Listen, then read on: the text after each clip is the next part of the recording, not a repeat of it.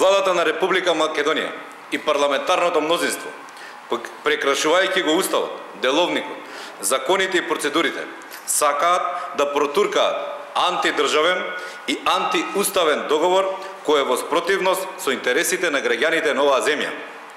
Владата, која го склучи овој штетен и противуставен договор, сега сака на мала врата, без дебата, да го втурне преку кршење на деловникот и процедурите токму овде во собранието.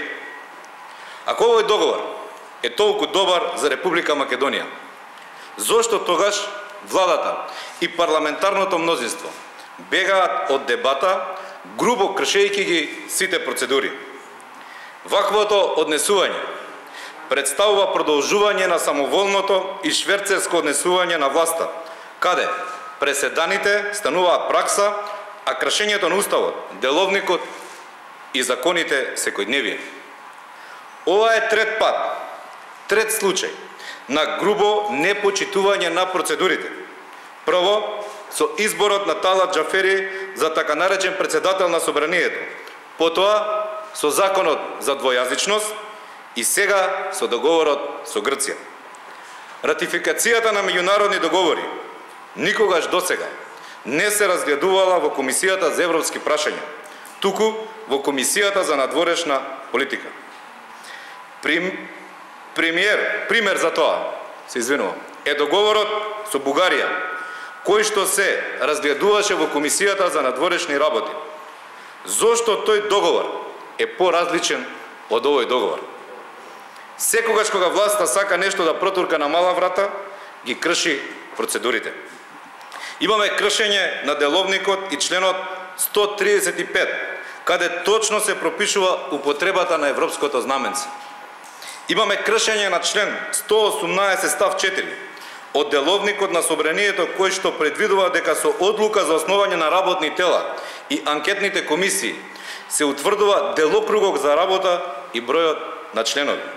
Во одлуката за основање на постојните работни тела на собранието на Република Македонија со архивски број 08-1380/1, донесена на 31 мај 2017 година, утврдено е дека надлежно работно тело за ратификација на меѓународни договори е Комисијата за надворешна политика.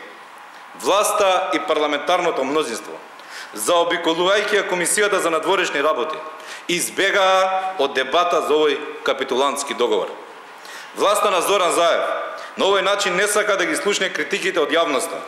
Зошто прифати договор со кој се менува уставот, се брише терминот Македонија и зошто го менуваат и задираат во националниот идентитет, се откажуваат од малцинствата, зошто спомениците ќе се прикажуваат за грчки, зошто прифаќаат еден модерен геноцид.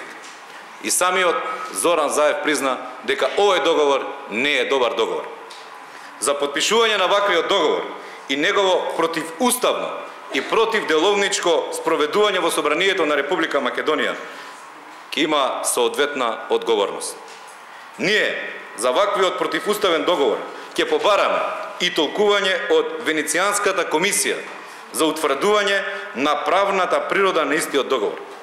Имаме изигрување на правото и правната држава со цел легализирање на ова капитулантско дело. Тоа мора да биде правно санкционирано. Пратеничката група за сите идни чекори ќе ја извести јавноста. Ви благодарам.